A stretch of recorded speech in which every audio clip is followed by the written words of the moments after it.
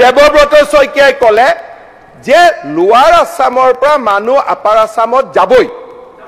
হাৰি কিয় যাব কওকচোন? নহয় কিয় যাব? কিয় যাব? নহয় কিয় যাব?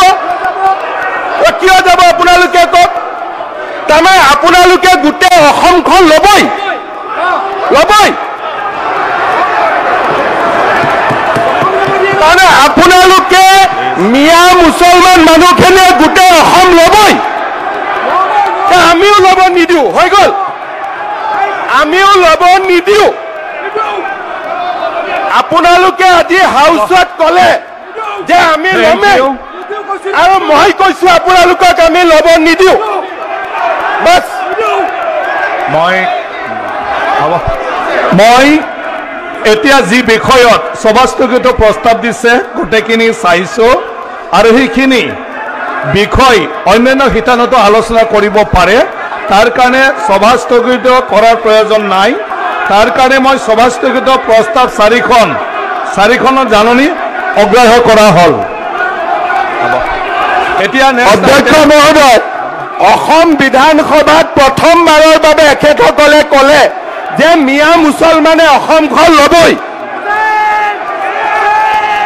আপুনি ভুল কথা, ৰং মেছেজ হ'ব।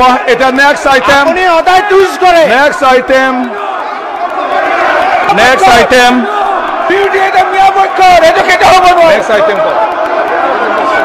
অধ্যক্ষ মহোদয়, এই কথাটো বিকৃত কৰা হৈছে। অসমৰ এখন জিলাৰ মানুহ আৰু এখন জিলাত যাব নোৱাৰে। মুখ্যমন্ত্ৰী মাননীয় সদস্য শ্ৰী অখিল গগৈ ডাঙৰীয়াই মহোদয়ে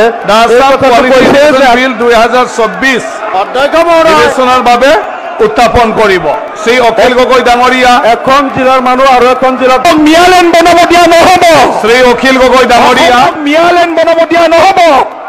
মুখ্যমন্ত্ৰী মহোদয় শ্ৰী অখিল গগৈ ডাঙৰীয়া, এতিয়া অসমৰ এখন জিলাৰ মানুহ যাব নোৱাৰিব, বিচৰণৰ অধিকাৰ নাই। মই শ্ৰী কথাটো মুখ্যমন্ত্ৰী মহোদয় আপুনি মই এতিয়া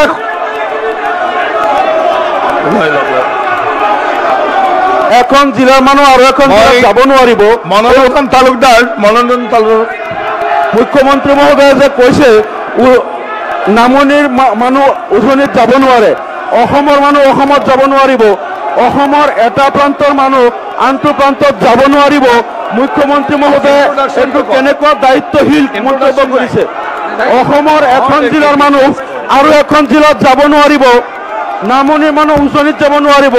বৰাক উপত্যকা The House adjourned for 10 minutes.